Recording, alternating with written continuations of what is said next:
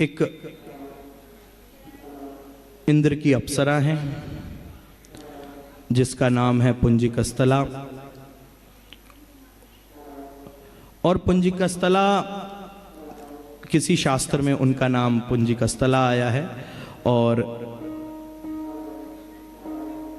ब्रह्मांड पुराण में उनका नाम पुंजिकस्थली आया है।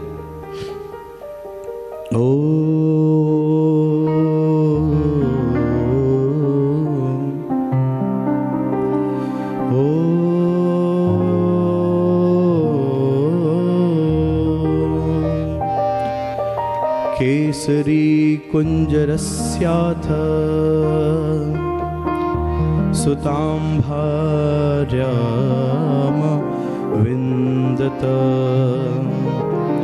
आञ्जनानां सुभागा गतां पुंसावने शुचि। ब्रह्मांड पुराण में इनका उल्लेखन आया है कि कौन ये पुंजिकस्थली और पुंजिकस्थला हुई है, कैसे श्री संतों के आशीर्वाद से या उनके श्राप से ये माता आंजना बनी है, उसकी हम प्रथम कहानी सुनेंगे, लीला सुनेंगे। आइए सभी भाव से, प्रेम से इधर मग्न होकर के भाव से सुनेंगे। बोलिए श्री सीताराम भगवान की, बोलिए श्री हनुमान जी महाराज की। बड़ी दिव्य लीला है, आइए सभी इस लीला की ओर चलते हैं। तो बंधुओं, एक बार इंद्र के यहाँ पर भूलोक से कुछ संत और कुछ महात्मा भजन के हेतु से गए हुए हैं और पूरा इंद्र का जो देवलोक है वहां पर ब्राह्मणों द्वारा वेद और वेदांगों का उच्चारण हो रहा है, कथा गाई जा रही है। पूरे देवलोक को भक्तिमय कर दिया गया उन ब्राह्मणों द्वारा, उन मुनियों द्वारा। क्या होता है कि जब ये कथा चल रही है उसके बीच में बार बार पुंजिकस्थला कभी इंद्र के महल की ओर जाती, यानी कि इंद्राणी के पास जाती, पूरा वृतांत बताती, और पुनः इंद्राणी को यानी कि इंद्रदेव की जो भार्य है उनको जाकर के पूरा वृतांत बता करके बार बार आती और जाती। और जो ये अप्सरा हैं बड़ी सुंदर है, कोई भी इन्हें देखता तो वो मोहित हो जाता, क्योंकि साक्षात इंद्र हैं और इंद्र की अप्सरा है ये। और जैसे ही इंद्र के पास जाती तो वो ब्राह्मणों को थोड़ा सा संकोच लगता कि ये बार बार ये अप्सरा आकर के हमारे ध्यान को भंग कर रही है। एक बार हुआ, दो बार हुआ, अब ये चीज बार बार होने लगी। जब ये बार बार होने लगी तो उन ऋषियों ने, उन महात्माओं ने उसको रोका, क्योंकि रुष्ट हो गए उससे। बार बार वो आकर के भगवान की भक्ति में अवरोध कर रही है, बार बार रोका और क्रोधित होने लगे संत मुनि महात्मा और कहा, क्या तुम वानरी की तरह बार बार कभी इधर सभा में आ रही हो, इस कथा को भंग कर रही हो, और क्या बार बार तुम उधर महल की ओर जा रही हो।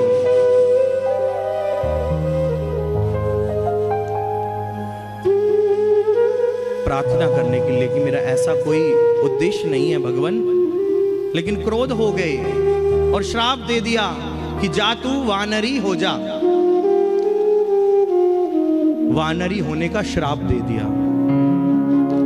और जैसे ही वानरी होने का श्राप दिया, बंधुओं, इंद्र की ओर जैसे ही उसने अपनी निगाह करी तो इंद्र कहते हैं कि मैं कुछ नहीं कर सकता इसमें, जा इनके चरणों में गिर जा। यही तुझे माफ कर सकते हैं, मैं कुछ नहीं कर सकता इसमें। वो कहती मेरी तो कोई गलती भी नहीं है इसमें। मुझे वो इंद्राणी ने कहा कि वहां का पूरा वृतांत मुझे बताओ। संतों के चरणों में गिर जाती है, क्षमा याचना करती है। संत कहते हैं कि ये विधि का विधान है, ये विधि का लिखा हुआ है, ये हमने भी कुछ नहीं किया, जो हमें आदेशित है वही हुआ है। हे पुंजिकस्थला, जब तुम चाहोगी, जब तुम वानरी हो जाओगी, और जब तुम चाहोगी, जब तुम मनुष्य का रूप धारण कर सकती हो, लेकिन वानरी तो तुम्हें होना पड़ेगा, पुनर्जन्म तो तुम्हारा होगा। जैसे ही कहा है योग माया के द्वारा, आज पुंजिकस्थला पूरी सभा स्तब्ध रह गई है ये देख करके कि ये एकदम से महात्माओं ने कैसा श्राप दे दिया बंधु। और पुंजिकस्थला योग माया के द्वारा जो कुंजर हैं उनकी पत्नी के गर्भ में प्रवेश करती हैं। और कुंजर के यहाँ कोई बालक नहीं है, कई वर्षों से उनका महल खाली है। और कुंजर आज तपश्चर्या कर रहे हैं भगवान ब्रह्मा की, और ब्रह्मा ने प्रसन्न होकर के उनको आशीर्वाद दिया कि मांगो, क्या मांगते हो कुंजर। और बंधुओं, कुंजर कहते हैं कि प्रभु ब्रह्मा जी, मेरे यहां कोई पुत्र नहीं है, मैं चाहता हूं कि मेरे यहां कोई पुत्र हो जाए। ब्रह्मा जी अपना बही खाता खोलते हैं कि क्या इनके यहां कोई पुत्र का योग है। और बंधुओं, जैसे ही उन्होंने खोला बंद कर दिया कि कुंजर जी, आपके यहां कोई पुत्र का योग नहीं है, लेकिन मैं आपको आशीर्वाद देता हूं, आपके यहां त्रिभुवन तारने वाली जो पुत्री होगी, उसके यहां एक ऐसा दिव्य बालक होगा जो कि इस धराधाम को ही नहीं, पूरे विश्व मंडल को प्रकाशित करने वाला होगा। आहा, कुंजर आनंदित हो गए, आशीर्वाद लेकर के पहुंचे हैं, अपनी भार्या को सारा वृतांत बताया। कुछ ही दिनों में कुंजर के यहाँ एक पुत्री जन्म लेती है। बड़ा दिव्य पूरा नगर सजाया जाता है, आनंदमय वो पूरा नगर हो जाता है।